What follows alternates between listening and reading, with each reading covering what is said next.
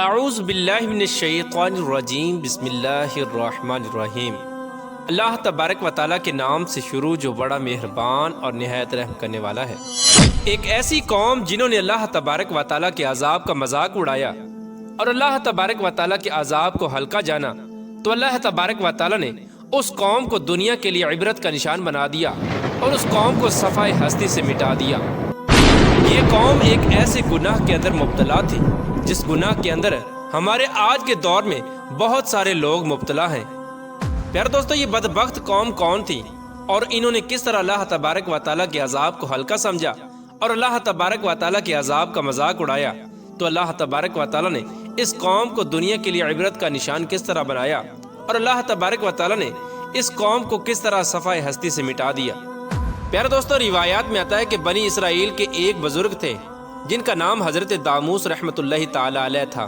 ایک دفعہ یہ بزرگ اپنی بستی سے باہر تشریف لائے اور سامنے پہاڑ کو دیکھنے لگے۔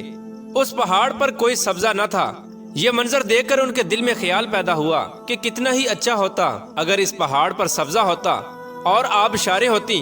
اور مرغزاریں ہوتی اور خوبصورت منظر ہوتے۔ ابھی یہ بزرگ انہی خیالات کے اندر گم تھے کہ اللہ تبارک و تعالیٰ کی طرف سے ان کے دل میں الہام پیدا کیا گیا کہ اے میرے بندے، تو بندگی سے نکل چکا ہے، اب تجھے میری تخلیق کے اندر کمی اور کوتاہی نظر آتی ہے، اب تجھے میری تخلیق کے اندر عیب نظر آنے لگے ہیں۔ پیارو دوستو، جب یہ الہام ہوا تو وہ بزرگ ایک دم سے گھبرا گئے اور انہوں نے اپنے دل میں ایک نیت کر لی کہ جب تک اللہ تبارک و تعالیٰ کی طرف سے میرے دل میں واضح طور پر یہ بات نہیں آئے گی کہ اللہ تبارک و تعالیٰ نے میری اس کوتاہی کو معاف کر دیا ہے، میں اس وقت تک خود کو سزا دوں گا۔ اللہ تبارک و تعالیٰ کے ولیوں کا یہ ہمیشہ سے طریقہ رہا ہے کہ اگر ان سے کبھی کوئی کوتاہی ہو جاتی ہے تو اپنے آپ کو سزا دیتے ہیں تاکہ اللہ تبارک و تعالیٰ ان کی اس خطا کو معاف فرما دے۔ چنانچہ حضرت داموس رحمۃ اللہ تعالی علیہ نے سزا کے طور پر دل میں یہ نیت کر لی کہ جب تک اللہ تبارک و تعالیٰ میری غلطی کو معاف نہیں فرما دیتا تب تک میں نہ کھانا کھاؤں گا اور نہ ہی پانی پیوں گا، بس روزے کی حالت میں رہوں گا۔ چنانچہ حضرت داموس رحمۃ اللہ تعالی علیہ نے خود کو سزا دینے کے لیے اور اللہ تبارک و تعالیٰ کی بارگاہ سے اپنی خطا کی معافی کے لیے روزے رکھنا شروع کر دیے۔ 2-4 دن کے بعد آپ کا گزر ایک قریبی بستی سے ہوا۔ وہاں کوئی تقریب منعقد ہو رہی تھی، چنانچہ بستی والوں نے کھانا وغیرہ پکایا ہوا تھا۔ جب دسترخوان لگایا گیا تو لوگوں نے حضرت داموس رحمۃ اللہ تعالی علیہ سے کہا کہ آپ بھی تشریف لائیں اور کھانا تناول فرمائیں۔ چنانچہ حضرت داموس رحمۃ اللہ تعالی علیہ نے ان سے معذرت کی کہ میں کھانا نہیں کھا سکتا، تو وہاں کے لوگ اصرار کرنے لگے کہ آپ کھانا ضرور کھائیں۔ چنانچہ حضرت داموس رحمۃ اللہ تعالی علیہ نے ان کے اصرار کے باوجود بھی ان کو منع کر دیا کہ میں کھانا نہیں کھا سکتا۔ چنانچہ ان کے منع کرنے پر لوگوں نے ان سے پوچھا کہ آخر کیا وجہ ہے کہ آپ کھانا کیوں نہیں کھا رہے؟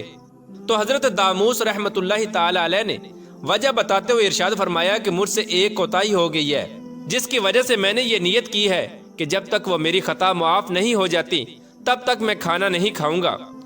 حضرت داموس رحمۃ اللہ تعالی علیہ کی یہ بات سن کر وہاں کے لوگ کہنے لگے یہ تو کوئی اتنی بڑی بات نہیں ہے، ہم سب بستی والے مل کر اس گناہ کا عذاب بھگت لیں گے، آپ کھانا کھا لیجئے۔ چنانچہ اس طرح اس بستی والوں نے اللہ تبارک و تعالیٰ کے عذاب کو ہلکا جانا اور اللہ تبارک و تعالیٰ کے عذاب پر طنز کیا۔ چنانچہ بستی والوں نے جیسے ہی یہ بات حضرت داموس رحمۃ اللہ تعالی علیہ کو کہی کہ ہم اللہ تبارک و تعالیٰ کا عذاب بھگت لیں گے، تو اللہ تبارک و تعالیٰ نے فوراً حضرت داموس رحمۃ اللہ تعالی علیہ کے دل میں یہ الہام پیدا فرمایا کہ اے میرے پیارے بندے، آپ اس بستی سے فوراً نکل جائیں۔ چنانچہ جیسے ہی حضرت داموس رحمۃ اللہ تعالی علیہ اس بستی سے باہر تشریف لے گئے تو اللہ تبارک و تعالیٰ نے اس بستی والوں کو زمین کے اندر دنسا دیا اور تمام کی تمام بستی کو صفائے ہستی سے مٹا دیا، اور اللہ تبارک و تعالیٰ کے عذاب کو ہلکا جاننے والے اور اللہ تبارک و تعالیٰ کے عذاب کا مذاق اڑانے والے لوگ صفائے ہستی سے مٹا دیے گئے۔